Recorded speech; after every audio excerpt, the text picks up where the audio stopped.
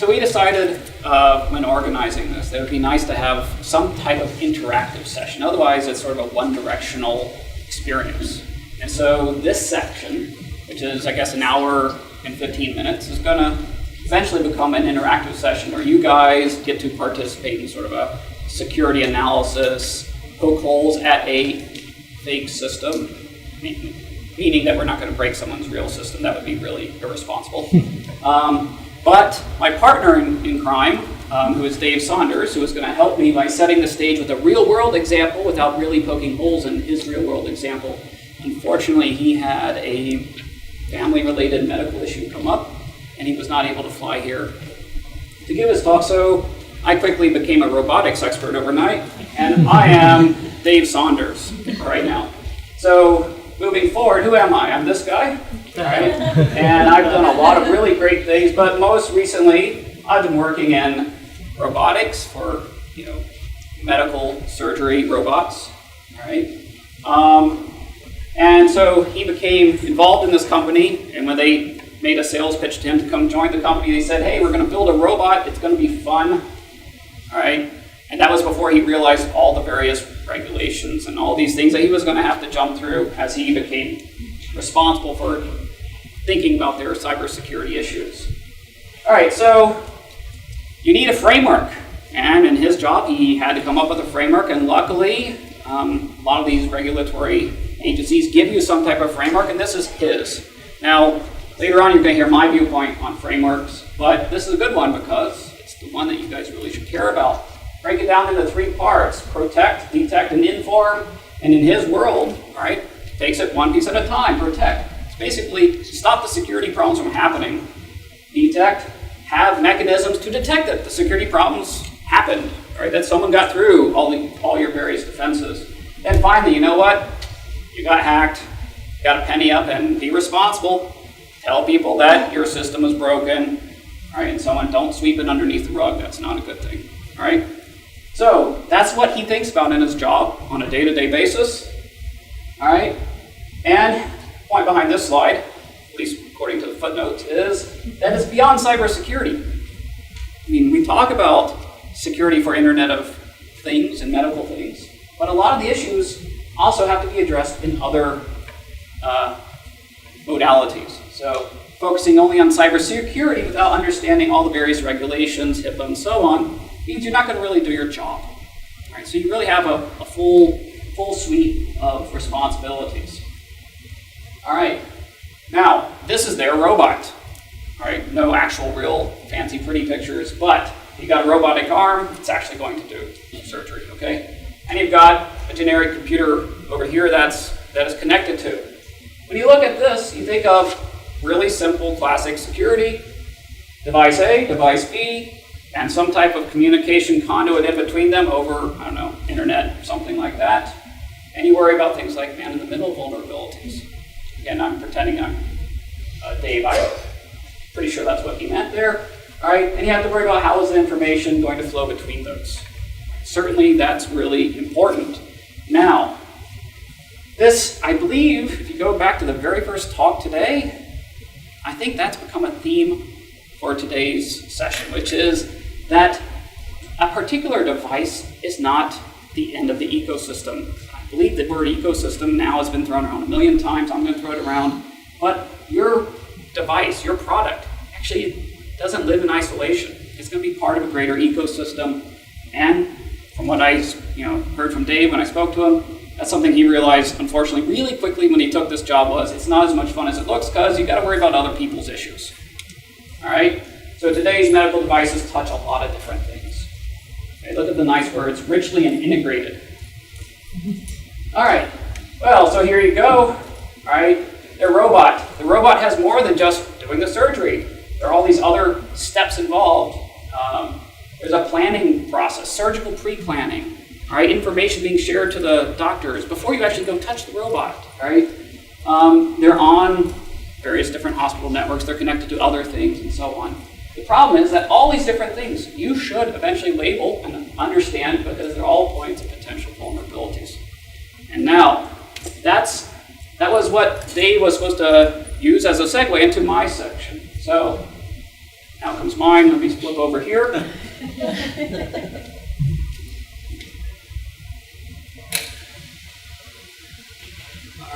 should do that.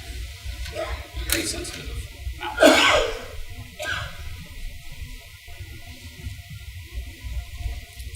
All right.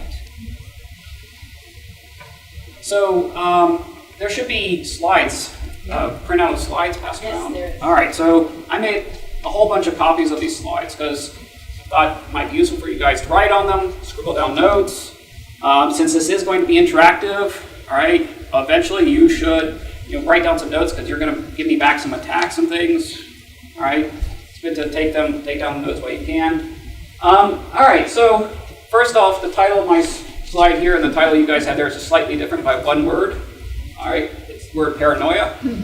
All right, security analysts should have ingrained in their DNA paranoia. Now, I'm Wayne Trappe. I'm a professor here at Rutgers University. That's just up the road.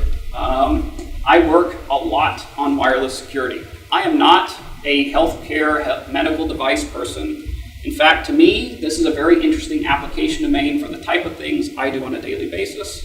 All right, I'm not a certified security analyst in the classical corporate sense. All right, I work a lot with the defense industry, particularly on, I'll say, things related to radar systems and so on. But for me, the type of stuff I do, all right, is particularly relevant to this world. All right, I'm also going to send some thanks to people who helped me. Rob Miller and Wenyan Shu, both of them are my former students. They both have real jobs in their lives now. Wenyan Shu, if you guys, a lot of you have heard of Kevin Fu. Kevin Fu at University of Michigan. She's a co-author on a couple of his papers. So some of the data is from one of his recent papers there. And let's go ahead and move forward. All right, so you just heard about Galen Robotics, as I mentioned. Have a framework, all right? And this is really important for you guys as you deploy your systems, build your system, etc. All right, think about your system beyond your basic performance goals. The robot's purpose is to help in doing surgery, but you got to think beyond that when you start thinking about security. All right, next thing, think like an adversary. All right, I heard a lot actually about people saying, well, let's, we're security people, we're going to go and follow these regulations, so on. In the end, all right, if you want to do it right, you got to go beyond that. You got to actually think like the bad guys. Someone mentioned a number on the amount of actual hackers out there. Really, every one of you should be a hacker. Maybe not a super hacker, but a hacker. Think like a pessimist. All right, so the rest of this session is going to involve an interactive part. First part, actually, I'm going to give you a little tutorial. All right, but then we're going to go think, hack, scare. All right, let's think about how bad things could get. To do that, I've created a fake case study, all right? Meaning, again, it would be irresponsible to attack someone's real system, especially since we're being recorded. And I did sign that it's okay to release this stuff. So that would be really bad for the real system. All right? Audience participation is compulsory, all right? It will be kind of awkward if we have dead silence, okay? And then at the very end, I'll try to bring it together. I have some real data that I want to show you. It's really scary, all right? This is the type of stuff that I like doing. All right. So, first thing I learned today is Internet of Medical Things means many different things to many different people. All right. A medical device can either be bigger than what I thought it was or smaller than what I thought it was. All right. So, I want to broaden our notion that a medical device is basically anything that involves anything related to medical information. So, Fitbits, whether or not you believe it's a medical device or not, supposedly it is in some context. They've certainly applied for a lot of, I'll call it certification of the validity of their sensors. Mind you, not necessarily scientific sensors. There aren't questions about calibration involved. But anyway, they've applied a lot of verification. Right? Things like Zio Sleep Manager. All right? Supposedly if you get better sleep, you are healthier, right? So, but let's move beyond that to my friend Galen Robotics. That's the type of thing that they're really worried about. There's your robotic arm. All right, that's going to be connected to the internet. There will be ways to route to it, to send data to it, etc., etc., etc. All right. Lots of other things. You might not consider this a part of your medical device, but last time I went to the doctor's office, they were entering my information on their laptop, another doctor on their tablet. I don't know, maybe eventually they'll do it on their smartphone, that's scary. But those are medical devices in a sense. They touch your medical data, all right? And then you've got these things, all right? All sorts of low-end devices, all right? Technically, some of them are just generic, like, RFID-enabled nail, that's not a medical device, but I just put it on there so you can see it. All right, on the right-hand side, lots of medical devices, pacemakers, insulin pumps, hearing aids. A lot of these things will become part of the internet, all right? You have other devices, hospital bracelets, all right? So you can track your patients. Where did my patient go? Is she wandering aimlessly on the 5th floor? If you've been to the local Plainsboro hospital, the new one, it's humongous, right? A lot of tags and so on, all right? You got the point. There's all sorts of devices that are somehow part of the medical wireless ecosystem. And in the end, though, it's not so much about the device, it's about the data. The Internet of Medical Things, smart healthcare, etc. It's about getting that data and actuating some type of improvement in our health. So you got stuff like this, it's sending data, all right? For those of you guys who have some EE training, you got one of these. This is a PID control loop, right? But you got a control loop, right? It's, if this data is observed, take this action, all right? Closed loop control, all right? Your Fitbit. If I only walk 3,000 steps today and I really want that party at 10,000 steps, tomorrow I'm going to walk a little more. That's a control loop, all right? So to do all this, to improve our health with these medical devices, we need data and we need security to protect that. All right, so now to security. All right, what is security? Well, in short, really, security is about thinking evil. Think evil because that's good for your end objective. All right, so let's look at security. All right, usually when you start with a security analysis, you try to achieve a variety of different objectives and goals in putting together this. I believe the word document has been said. Okay, so why do we want to document? Well, one, all right, things we want to document, we need to know who our stakeholders are, right? Who are the parties involved in the system, and you're going to start labeling who you think your adversaries are. Identify potential security threats and risks. All right, now, two different words, they sound the same. Threats and risks, they aren't. Threats is really how it's going to happen. Risks are, the damage is going to happen because they happened, all right? When you start getting even more formal, you start putting numbers or quantifications on these type of things. Identify your potential security services or services that could help mitigate these risks. Usually you build a little chart, you label them around core security goals, all right? And then categorize your security mechanisms and the specific things you're going to do to try to fix these problems. Because you're a multi-year company that has many things to do, you're not going to solve them all on day one. So you got to start prioritizing them, addressing them one by one, etc. So here we go. We're going to go through kind of each of those bullets a little bit. All right, all the world's a stage. Who are the players? All right, these are your stakeholders. All right, again, use this. These are your cheat sheets for later. All right, your good guys. If you want to label it, label good guys. Who are the good guys? All right, you got your obvious people. All right, your doctors. All right, the IT guys at the hospital. All right, you got the obvious guys. All right, then you have other things that are not so obvious. All right, the devices themselves. Don't forget those. All right. They're releasing data, all right? They're sending them out in the wild, all right? And then I really think this is important. Motives. Why are people doing the various things that they're doing? Why are you using that medical device, all right? Why is the doctor using some particular system inside the hospital? Is it to get a higher resolution MRI? Is it to make his life easier? Motivation is often very important. All right, and then we had some really interesting talk this morning about who are the bad guys and what are their motives. All right, nation states. I put a question mark there. All right, I will say yes and no. All right, nation states, they're attacking things all the time. The minute you bring up an unprotected computer on the network, it's probably going to be probed pretty quickly. That said, you shouldn't worry about them first. All right, I don't know who you should worry about. That's going to be part of the interactive session that you guys tell me about.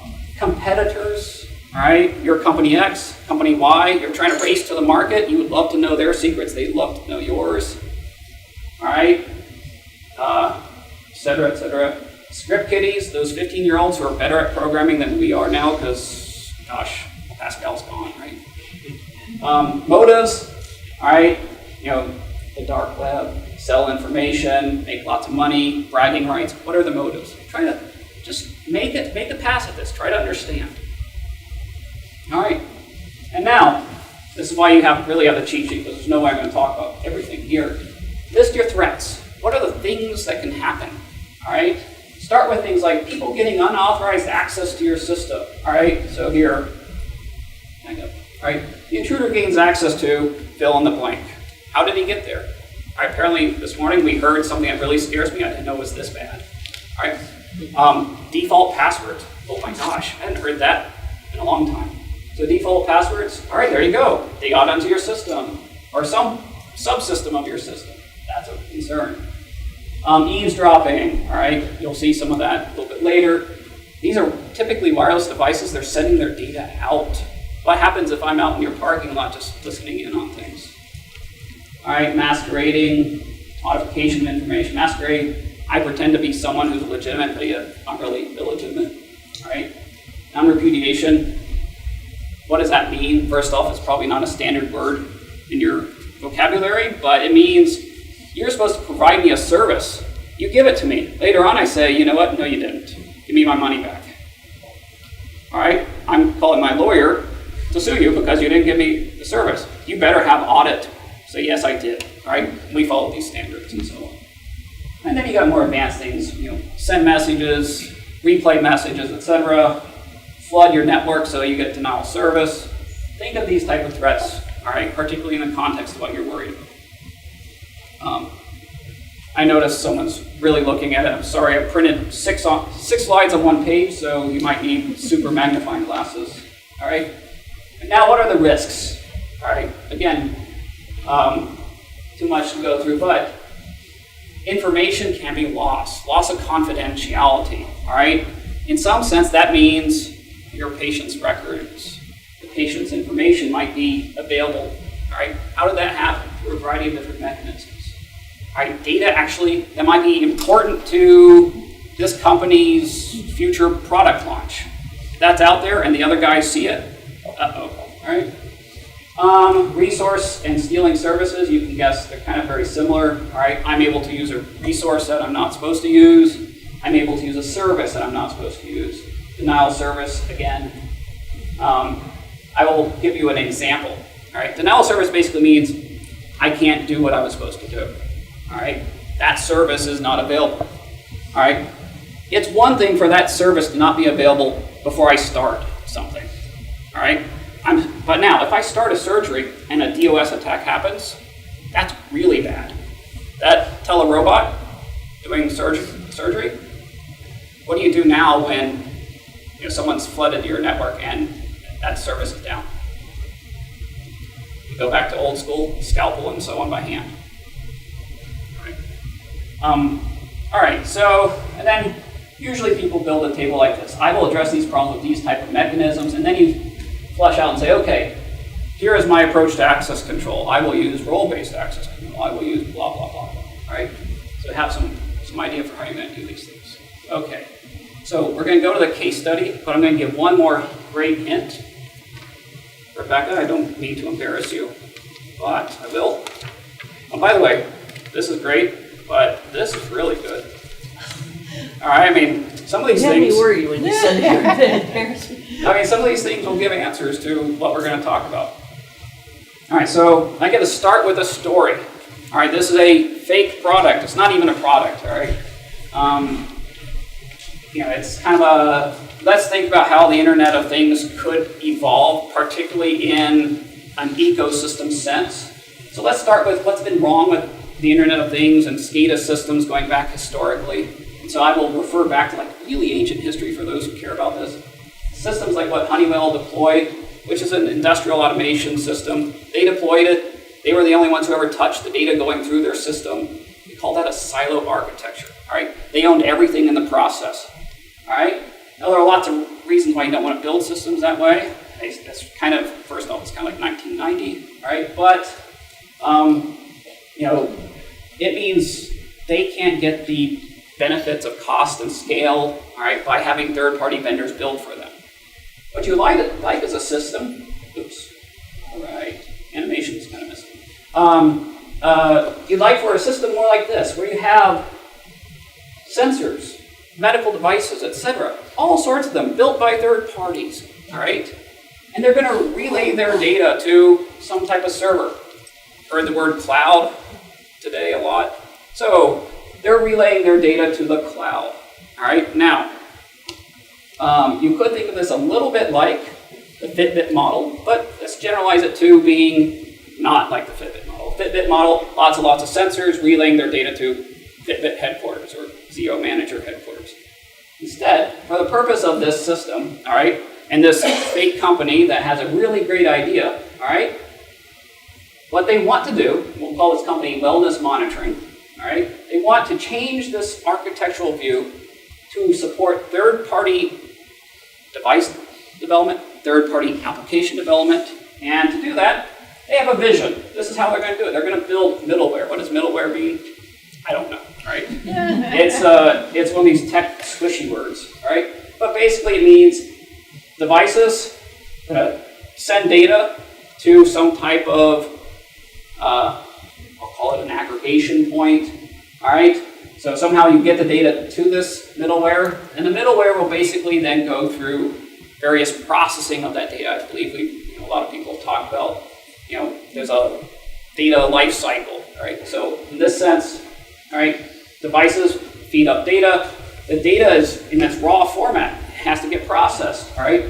And this company, Wellmon, has this really great idea that they'll do some of the processing for you, right? They're going to use, deep learning, analytics, and so on to interpret it through a layered approach, which will be in the next slide.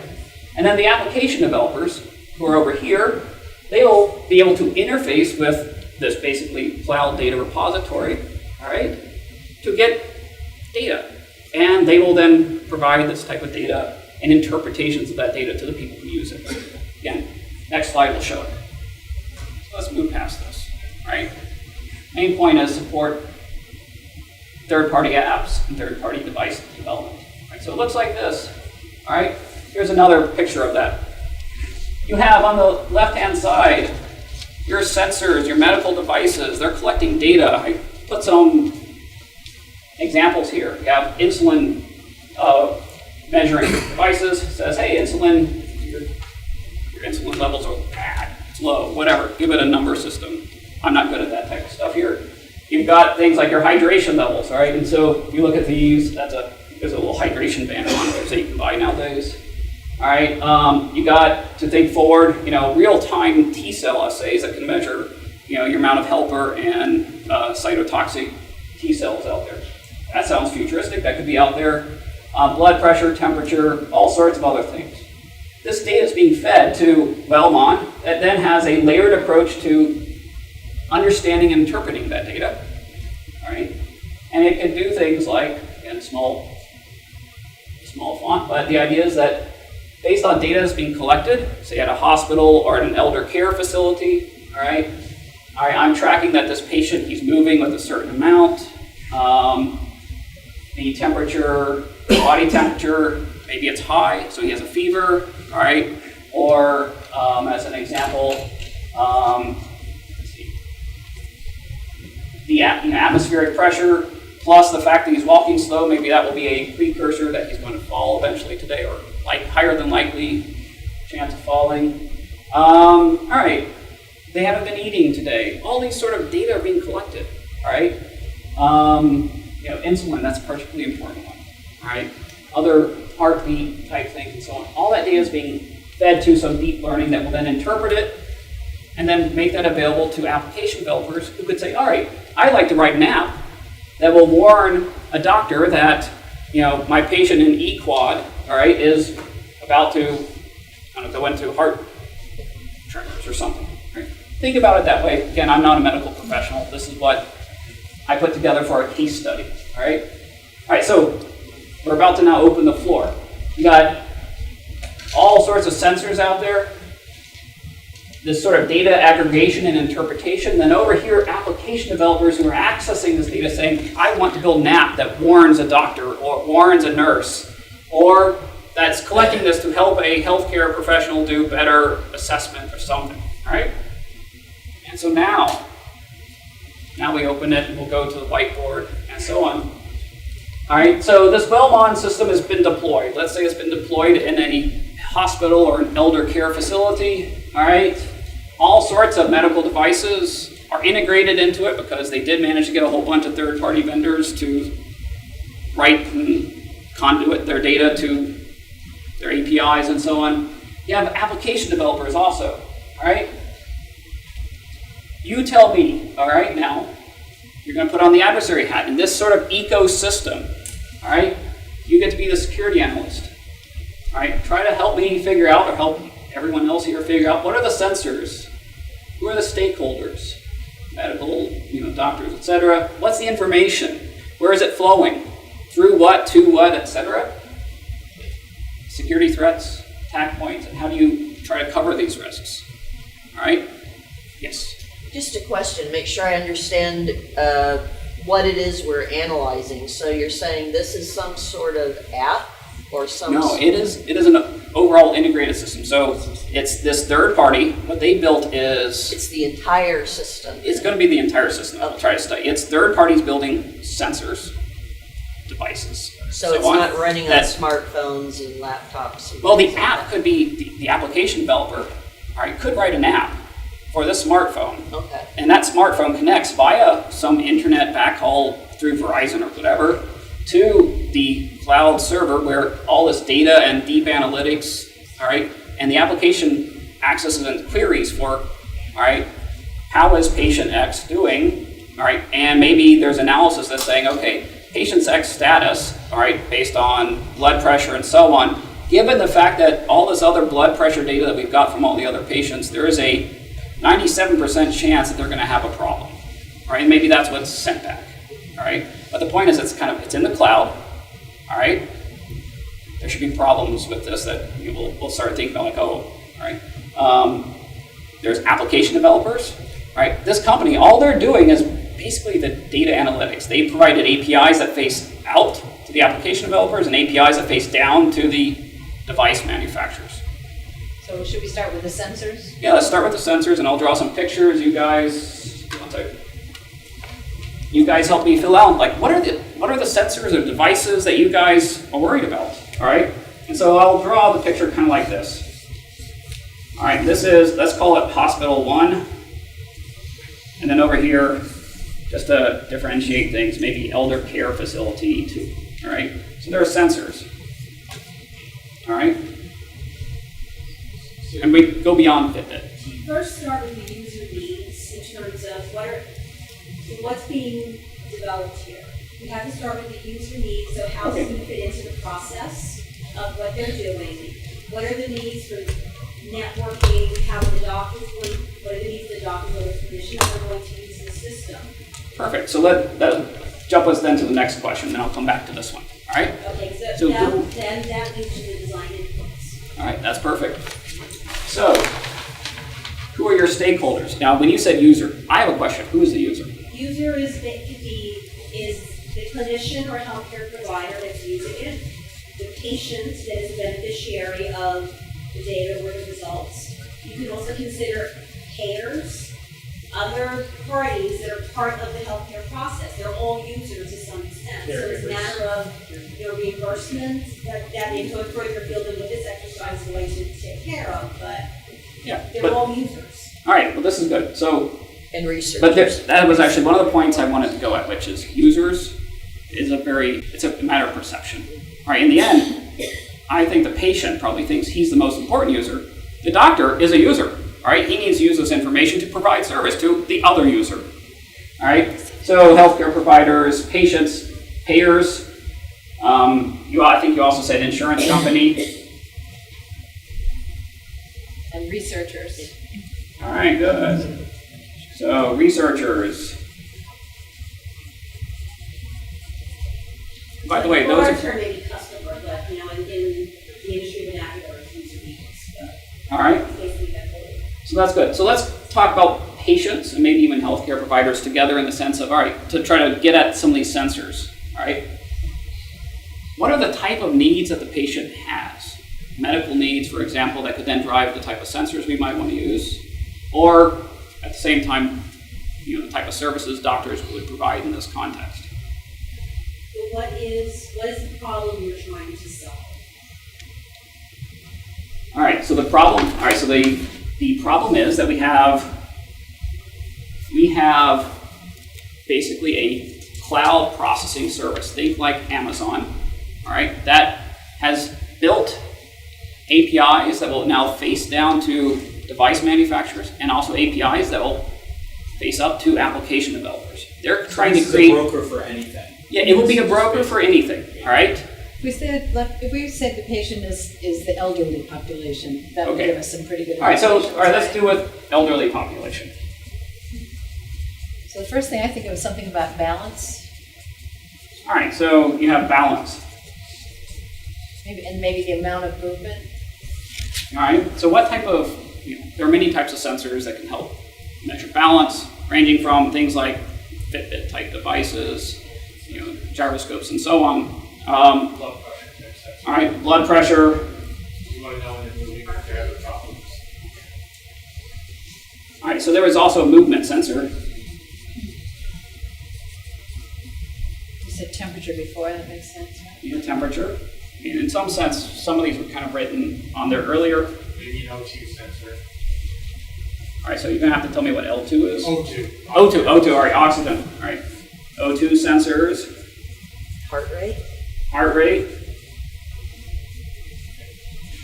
Now the reason for listing this, all right, and we'll go through some more as we need to, is they're gonna provide data. We'll ask questions like, what happens if this data gets out?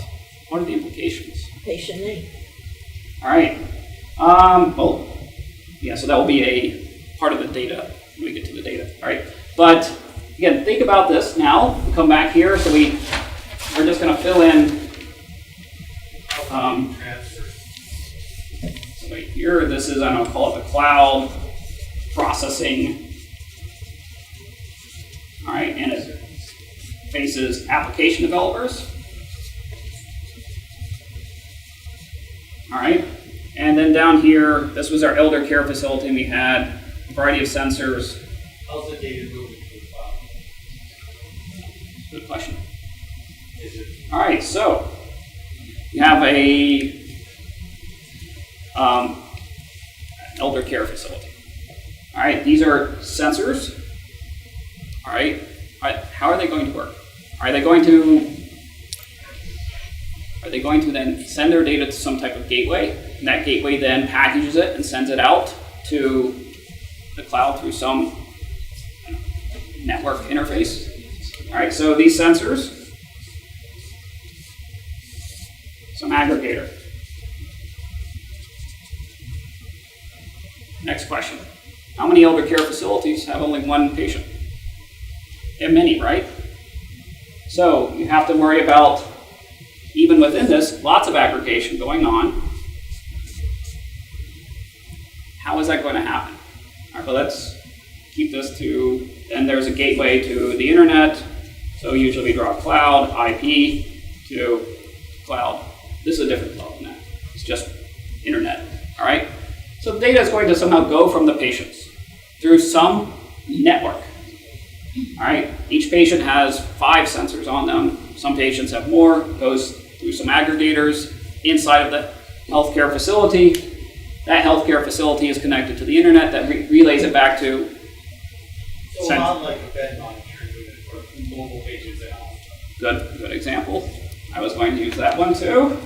All right. Bed monitoring. The patient hasn't moved, or the patient only slept on one side all night. All right. So bed monitors. They have the cardiac monitors that monitor patients pre-op when they go into, before they go into operation. All right. They move them to the hospital, so they're mobile a lot of times. A lot of times they have a lot of connection problems between the person. So I think then related to movement sensor might also be sort of a location sensor.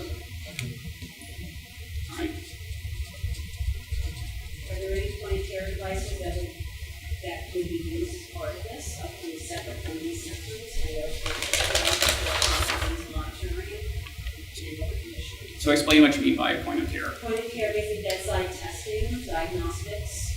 Yep. It could be like for PT-INR, patients on warfarin. It could be for glucose if they're diabetic. Right. All right. Yes. All those type of things. If the promise that this company provides of a cloud processing that does deep learning, and you guys might have seen the IBM commercials about, they're going to solve, everything. Watson will do everything.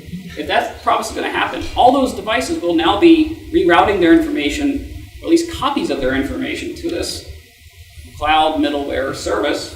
All right. So yes, those type of devices. All right.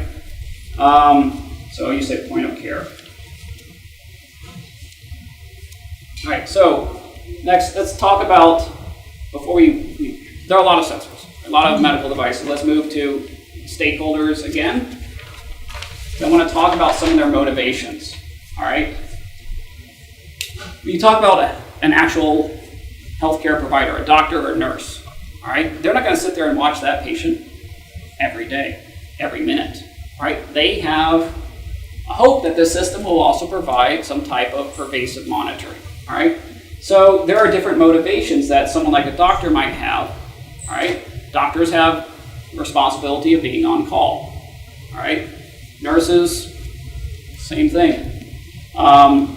So you have over here, I should also then say our motivations. Doctor wants to be able to get the information when he needs it, but when he's not involved in that patient, he has other things to do. So doctors need to be able to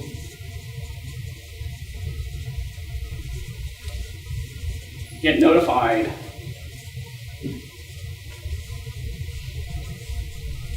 promptly, right? If something's about to happen, they need this. All right, so what might that mean to an application developer? That might mean, predictive capabilities. Predict that, there is increased risk coming, some precursor to a fall.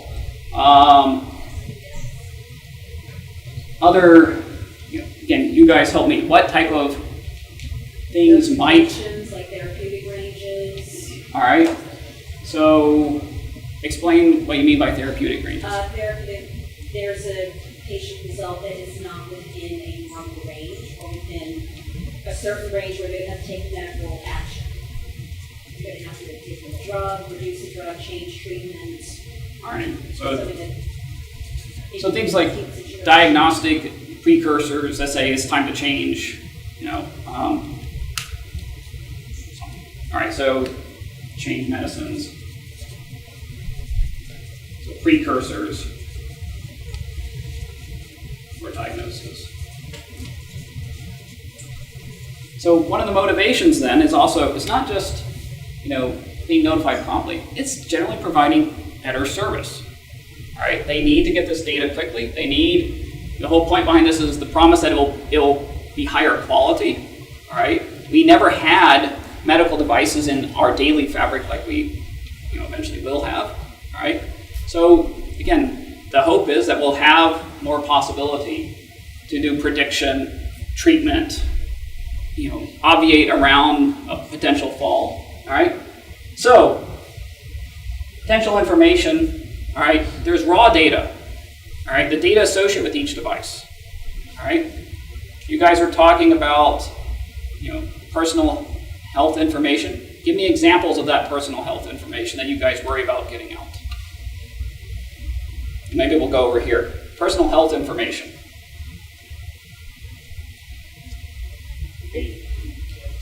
Everything. Yeah, let's start listing. You got social security numbers, you got health information. All right. Health history. Name, SSN. What other things? Diagnosis. Medication. Disease. Diagnosis. All right. Age. What medication they're taking. All right, back. I actually have one for you that people haven't thought of. That type of device or sensor used combined with one of the 18 identified pieces of PHI could also be an indicator of a particular condition somebody has.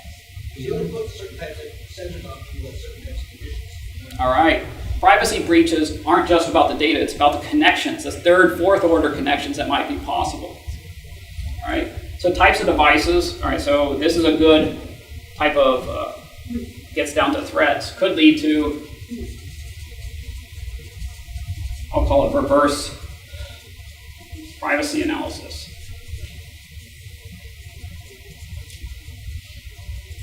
All right. In the wireless world, certain vendors like to set their MAC addresses certain ways. All right.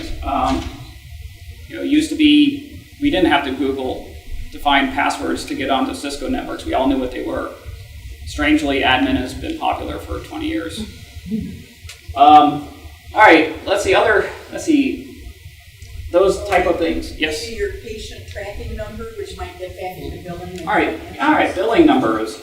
I hadn't thought about that, but I guess money is important. Billing numbers. So I'm also going to generalize it to internal, like for example, internal to a hospital or internal to an elder care facility. It might not be your SSN, all right, but it might be a number that is always associated with this person. All right, patient number, ID, yeah.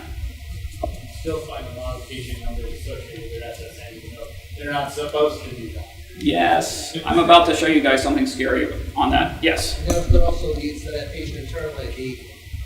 It also leads to getting like the third and fourth order things of privacy. All you got to do is, if one of the big holders of medical data, say SureScripts.net, they're probably going to have that number, and that could be the more personal information.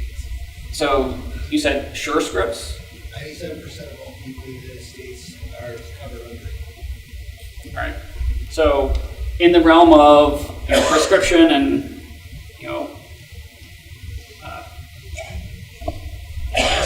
other parties outside the ecosystem that you should be aware of. All right. I originally brought it up was because last week was a major medical interface vendor got hacked. Really bad. It ended up on some of the failures. How bad they were. 10 million patient record breach. And you say I load an interface engine, I have that piece of patient identifier. I only need a third-party interface engine. I can find out a lot of information downstream for the interface engine than I can anything else. See, it's not just the data right here, all right, in the particular flow. That data, you might say, okay, I'm going to clean it up. But that data plus some other data together undoes the cleaning that you might have thought about. All right, so what are the threats? And I guess we've started to talk about them, all right? Let's break it down. Devices itself. How can devices, be, say, manipulated? All right, you got a device. Back to my general picture over here. Some device is going to send its information to some aggregator inside the hospital before eventually sending it on to the internet back to the cloud. All right, so that sensor. All right. Lack of authentication or bad authentication method. All right, so we have, I think I'll describe it then. Is that device authentic? No. Authentication into the device. So you can tell the device, control what the device is doing. Like we were talking about two-factor authentication versus one-factor. Or maybe the type of authentication should require biometrics as opposed to passwords. So, for example, in the case of the telerobot, can I log in to that device in a way that's, that should be properly authenticated?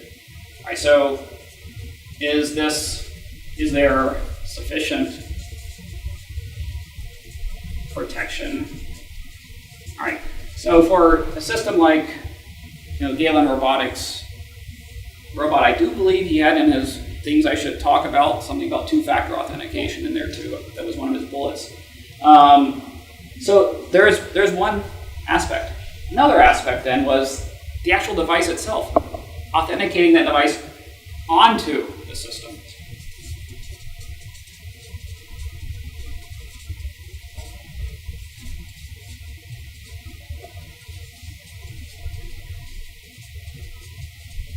All right, I walk into Hospital X. All right, I know they use some particular device. I don't know how I came to figure that out. Maybe, as was suggested, I just happened to notice the manufacturer information in clear text someday. All right, maybe I can go in and bring in my own devices and somehow register it to that network or to that system. Is that possible? All right, so how are devices registered? All right, I guess we're also at the same point coming up with how do you mitigate these risks? Authentication, proper authentication. All right. Those application developers, they're also part of the ecosystem. All right. You're an application developer who is providing an application that monitors patients falling, predicts that whether or not a patient might fall. All right. You're going to access the cloud data repository. You're going to make queries. All right? Oops, sorry guys. I should make certain that you're getting the data you need. This other guy over here, he's working on insulin tracking for some reason. All right? Should he have access to the same type of data as you? And should you have access to the same type of data as he? No, not necessarily. But then maybe so, because hey, I'm another party. I'm the mega application that says it's going to look at all data. And based upon looking at 1 million different types of sensors, I will have even better prediction. And I come to Belmont, the cloud service, and I say, here's the type of data I need. X, Y, Z, W, everything. All right, because I'm going to use deep learning, which, if you guys aren't familiar with that, it's basically give me all the data, feed it to me with a fire hose, and I will find things, hidden correlations that you never saw before, right? So how do I make certain that this guy over here who built an app for insulin can't, get the data that she needs, because he really doesn't need it. She shouldn't get the application data that he needs, but yet me, I say I could do everything with all types of data. So you have to have mechanisms. So you know what? There's really going to be strict compartmentalization of data. So data, I'll write it as need to know. And you might have heard that also in a previous talk today, right? The issue of need to know. I should mention that's been like a DoD phrase for a long time, but it's a critical thing. You should not have access to something unless you really need to know it. Now you've got a problem. If in this type of world, all right, if some cloud provider says, we're going to make all the data available to whoever, all right, that's an issue. I also have to keep the ball rolling so we can get to tying things together. What about me? I'm the guy that's providing this cloud service. Should I know that patient's information? No. I mean, that's kind of, I'm a good guy, right? But you give me a patient, social security number, and all these things, all right? You could go rogue. I could go rogue. I could provide you suggested websites to go to at the bottom of your emails, all right, that you never realized that I was already looking at your data for. All right, so my point is that even before the data gets to me, there really should be some filtering. Or, you better read the really fine print on whatever agreements I put in place. Well, along with that, logging access to the data. All right, so logging, that's particularly good. Logging access to data. All right, the actual, I'm going to put into the context of this actual wellness monitoring service, it's a potential adversary too, in that, it shouldn't have private health care information, private patient information. So,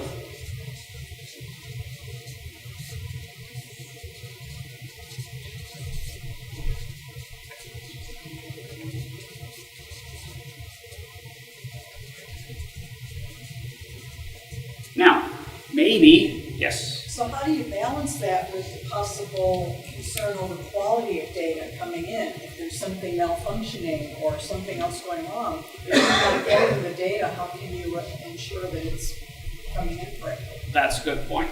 So there's many different aspects. So first off, a patient's name, all right? Maybe you should layer this, all right? A layer of obfuscation. Don't, if you can do it, don't record their name, all right? But now that makes it kind of hard because she needs to know the actual information related to patient XYZ. And I better have a way of eventually associating her query with patient XYZ, which means I kind of need to know patient XYZ. So there has to be some thought process about how I can do proper levels of indirection. Or I need to really stay up front. I will have this information, but I'm going to follow proper procedures and will never be released, all right, except on a properly agreed upon, you sign says that this data can be accessed by that healthcare provider, all right? But I think, is your question going to, is the data correct? So Quality, or the quality of the data coming in. So then- If there's a malfunction. Yeah, all Are right. the sensors working within specifications, quality control done with the operator who ran the test certified? And 9 days, and all that kind of stuff. I don't know, that's Yes, going, I'm but- just thinking more the data stream. Well, but in that, so one way to help improve privacy is remove obvious label identifiers. Another way is to start fudging the data a little bit. All right, so in the privacy world, and particularly at the research level, there are mechanisms called differential privacy and so on, where instead of saying a temperature of 100 degrees, they add a random value to it. Because when you look at aggregate level statistics, it all disappears. All right, you average 1,000 data samples for temperature where there's plus or minus a few degrees, it disappears. All right, and now, as long as that doesn't affect the quality of the application that you're using, all right, if 101 degrees versus 100 degrees for a patient temperature, that's actually a significant difference, right? So maybe that won't work, right? But the point is, yes, you could do some fudging of the data.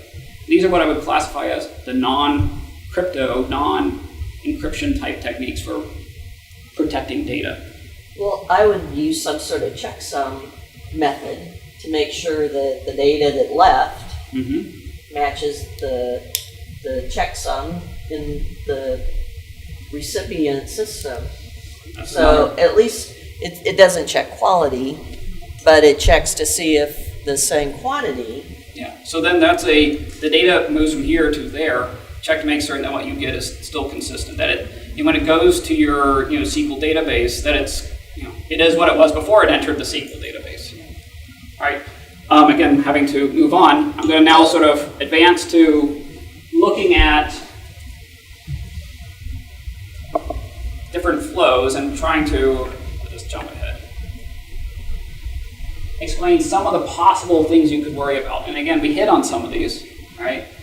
All right, so over here, right, the actual device itself, all right, an adversary could be there and he could try to alter the sensor to send out false data, all right, alter the actual medical device. How do you know your device is still calibrated? Actually, calibration is a huge thing, all right, particularly in the medical world. Also related to this, all right, can the adversary forge and send fake information as a sensor? Just because this sensor sends data 1, 2, 3 doesn't mean that I can record it, change 1, 2, 3 to 3, 4, 5, and then transmit immediately the next second later. And so you see, oh my gosh, his heartbeat went from 60 beats a minute to 1,000 beats a minute. Again, making stuff up. Those are the type of things you have to worry about. You have to worry about, is the data even, before it gets into your system, is it coming correct? What can you do? All right, authentication, as Rebecca mentioned. I will also show you some, the EMI attack from the guys at UMichigan, where they can actually manipulate cardiac monitors from a distance, all right? And the lesson is you can't always trust your data. So what do you need? You need backup, correlated or other sensors that help corroborate and justify that data really is correct. All right, there's watching the data going around, eavesdropping, listening to the data coming out of the smart hospital. All right, spoofing a sensor, bringing up a fake device, a rogue device onto your network, onto your system. All right. Let's see. I already talked about adversary acting as a false application, attempting to access information not intended for it. All right. This is where access control is critical. Having policies. All right. That says this application is allowed to access this data and not this other data. All right. We didn't really talk too much, but these are obvious ones. Also, the communication conduits, all right? The sensors to the aggregator to the internet interface, all right? Denial of service can be, conducted at a variety of those places. Another example, the Galen robotics system, where you have a doctor remotely trying to control the robot that's across the country. There are 2 points of attack there, and then the internet in between. All right, both of those are serious things to think about. On that, by the way, I'll mention time is a critical phenomenon. When you're doing something like a control system or an operation, if it takes a long time to get the video back to you, it's kind of like listening to your voice from a minute ago. That doesn't work, or you can't actually do a surgery like that. So I don't have to completely bring down the system. I just have to increase delay and jitter. All right, those are the type of things to think about. All right, so some case studies for you, and this is fun, scary stuff, and then we'll tie it all together. This is some stuff from my colleagues at the University of Michigan, and my former student, Wenyan Shu, worked with them. They have a paper out there called Ghost Talk. Basically, the short of it is, you have cardiac monitors, and by sending RF energy, enough of it, that RF energy couples with circuits inside of the cardiac monitor, and the end result is you're able to create remotely, from a distance, forged heartbeat signals. So if you think the heartbeat is so many beats per second, it might not be. All right?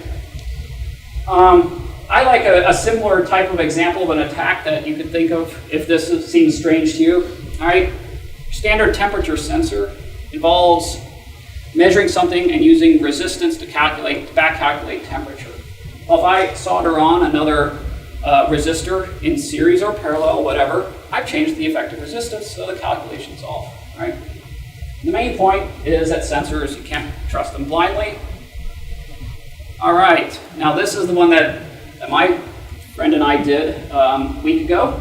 It's a little bit scary, and for the hospital experts, I don't know how to say this. This is what we found. It's in the clear. It happened somewhere more than 10 miles from here and somewhere less than 2,000 miles from here. All right, so in particular, my local hospital's safe. All right. Actually, I'm not saying whether it's safe or not. I just didn't put there. All right, so I want to emphasize that you're part of an ecosystem, all right? And data, actually, right now, data is leaking and you don't even know it, all right? The paging system. Doctors love pagers. A lot of my friends around here are doctors. They get paged. They're on call. They want to play with their kids, and then they want to run when they have to, okay? So the paging system, all right? Well, a lot of the hospitals, I shouldn't say a lot, but I did a random sample of one data collect, and it happened to be that it was leaking like crazy. Uses the flex paging protocol. Data is unencrypted. Flex paging protocol, there's no encryption involved, all right? It operates in very common bands that everyone knows, 929, 931 megahertz. These are the medical paging bands. I only got 2 places to look to pick this up, 929 or 931. The messages are in the clear, okay? All right, so this is a quick data collect, and I will now say officially, well, this is how we did it, but I will say all the data I'm about to show you has been scrubbed and re-scrubbed so that I am protecting patients and doctors and that hospital, and again, I gave it to you in a 2,000-mile radius of here. All right, we use a commercial off-the-shelf software-defined radio.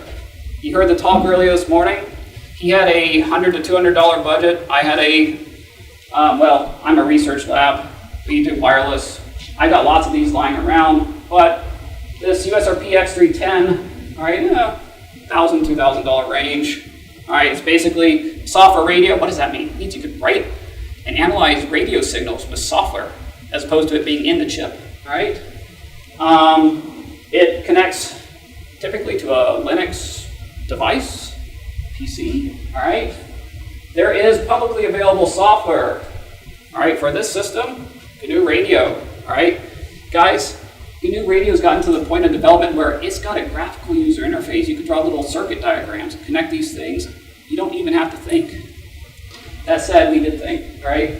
USRP Flex Python script, it's out there, all right? Didn't take long, all right? I would say less than 2 hours to put this whole attack together and collect it. It took me almost as long to clean the data afterwards so that I'm not revealing anything. We only studied the 929 megahertz band. If you don't believe me, you can't read it anyway, but that's 929 right there. That's also 929. Look, lots and lots of pages going on. Man, doctors are being paged everywhere. There's so many doctors in a hospital, so many pages going on. Come help, all right? And what do you get? What's all this talking about? All right, well, your medical devices, those are really important, but a lot of the stuff, a lot of data is going beyond that medical device. Look at the type of stuff we collected, all right? Full patient and physician names. Okay, all right, doctors aren't important. Date of birth and potential social security numbers. It went 123-45-68, 789. Yeah, it looked like, I'm guessing when it looks like that, it's probably social, right? Medical conditions and diagnoses.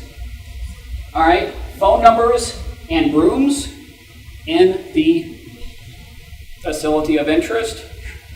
All right. Again, I will re-emphasize this so many times. I've changed everything. All right, I put XXX in there to, blank a few things. None of these patients are actually real patients, but there was real data, and I just changed things. I didn't change the I changed the times. I changed the socials. I didn't change the actual diagnoses, so you could get a sense like, hey, he said he's got a brain issue. Yeah, outpatient brain only. I don't know what that means, but the doctor could probably one of you guys could probably figure it out more. All right, this is all in the clear. All right, and I'm not even a healthcare guy. All right, 2 hours, software-defined radio. This is the type of stuff that my world deals with military systems. All right, this is in the clear. All right, we have to do things to fix this. The system is bigger than what we think the system is, and that was what Dave's point was when he came into that job, all right, it wasn't just his robot. There are all these different things that are going to somehow interface with this system, all right? The doctor wants what? To do pre-surgical planning? How do I support that, all right? So, again, my point is, we really should think about this. Data is leaking everywhere, all right? For me, this was an interesting, quick academic exercise. It is very scary to me, all right? And this is not the conduit that you're thinking about or have been thinking about, but the point is to be concerned. All right. My last 10 minutes. The Internet of Medical Things really changes everything for us. All right. We're talking about, just like the Internet of Things, so many more devices connected to our daily lives.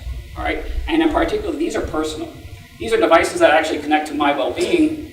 All right. Not just, a sensor underneath my hot water heater or something. That's also part of the Internet of Things, but, all right, so, medical devices, they're gonna be everywhere. You're gonna have devices monitoring everything, glucose, Silicon Valley loves making new devices and selling them to you, all right?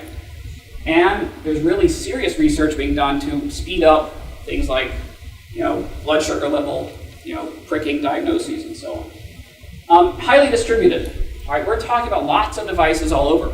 It's like IPv6. We're going to have more devices than we ever could count, right? Sensors and devices are going to be possibly in public areas. They're in the hospital. We just saw someone, earlier today show about a device that's in a closet that was not locked. All right. So public areas, unprotected, vulnerable to physical attacks. That should be part of your security thinking. Actually, yeah, we didn't really even talk about physical attacks, all right? Limited function devices. Some of these will be embedded devices. What does that mean? It just means small and not fancy like a Fitbit. All right. So then those impose constraints. All right. Things like RFID systems, they're really limited by power and computational capability. Most of the communications being involved will be wireless. We heard jamming earlier today. Well, they didn't say jamming, but they meant jamming. All right. By the way, if you do jam, all right, gosh, you really shouldn't. That said, the FCC shouldn't detect it, but you better not be persistent, okay? So be cautious about interference. Let's see, all sorts of different types of devices. I want to emphasize something else. A lot of these devices will be lightweight, low end, all right? So, a typical question one might ask, all right, put this in a nice joke. Can't we just use TLS? Choose your favorite version, I don't care. All right, go home. All right, look, there's all these really great security protocols out there. We saw Kerberos on someone's slide earlier. Yeah, you should use them. I love TLS. I mean, yeah, it's got its problems, but I've seen worse things, worse problems. But many devices won't have the resources to support cryptography. All right, a little RFID tag, and you ask it to give you an X509 certificate. I mean, it should be laughing, what? I can't do that. I can't even, complete an RC5 encryption, much less a public key encryption.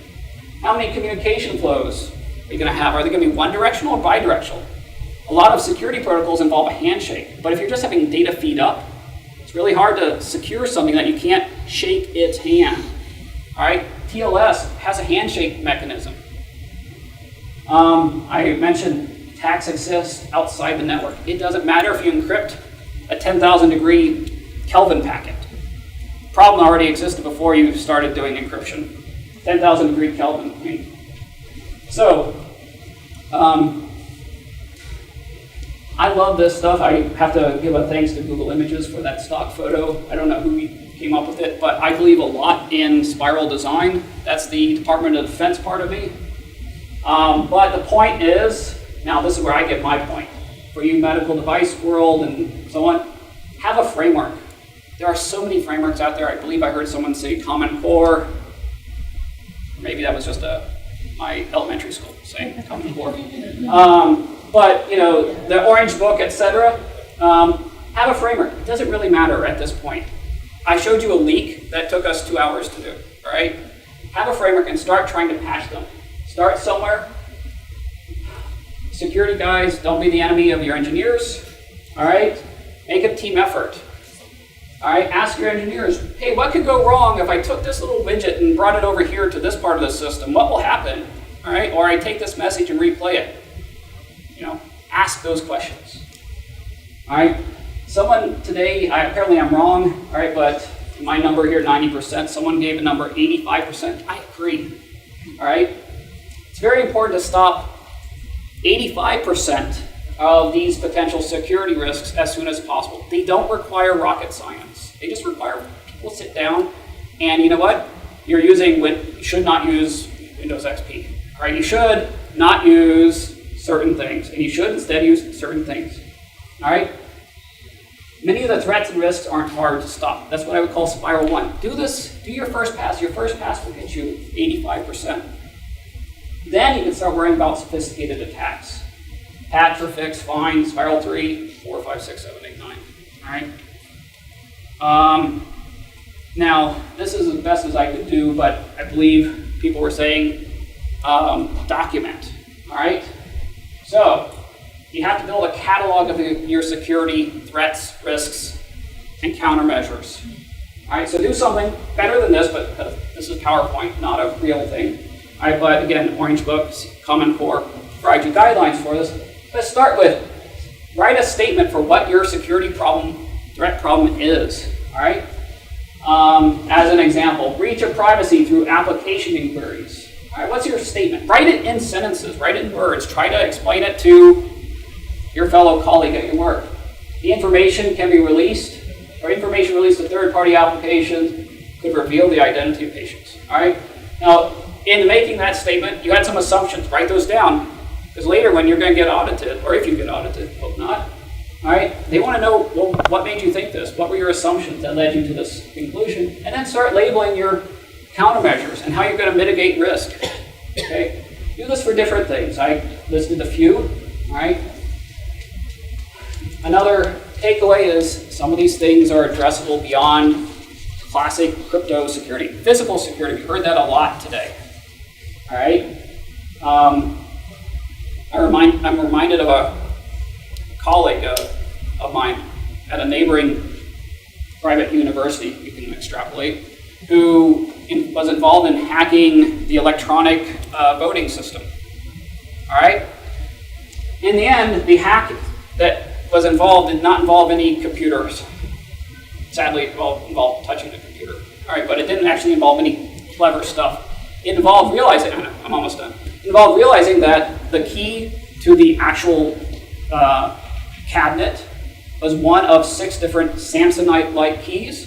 He had collected a different collection of keys. He was able to open it, get in, conduct his attack.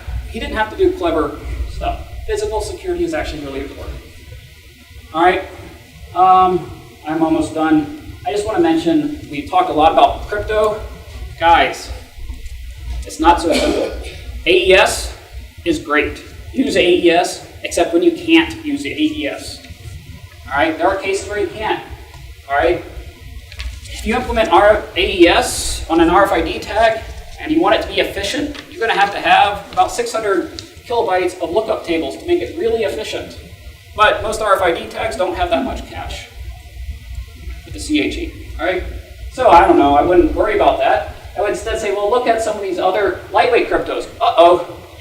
Usually the story of lightweight crypto goes, someone puts out a lightweight crypto algorithm, 6 months later it's broken. But lately, there are 2 out there that are moderately decent. Plethia, ISO IEC 29192, blah, blah, blah. There's also recent NSA Simon Spec. I personally am proud to say Simon Spec seems to have done really well. And then I just want to emphasize, look at your data.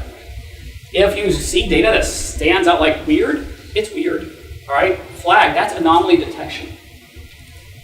All right, and I will say this is what anomaly detection looks like, and here we are at the very end. Wrapping it up, your Internet of Medical Things, all right, security framework, you should understand your devices, understand your data. There was a recent, interesting, maybe 5 years ago, an article, a white paper out by Oracle that said something along the lines of 70% of IT, people don't know where their data is at IT companies. That's scary. Have a framework. I said I gave you a pass. Doesn't matter which one. Just start with something and start doing your attack analysis, and then understand the tools you can use. All right. And with that, that's the end of my talk. And those of you, you got my printout slides. I included some extra stuff. These are other examples of attacks from other domains. 2010, a colleague of mine and I attacked a car driving down the road, driving in a car behind it at 55 miles per hour. We were able to make things appear on its dashboard. That's because the automotive industry didn't use encryption either. A little scary. All right? Thank you, Wade.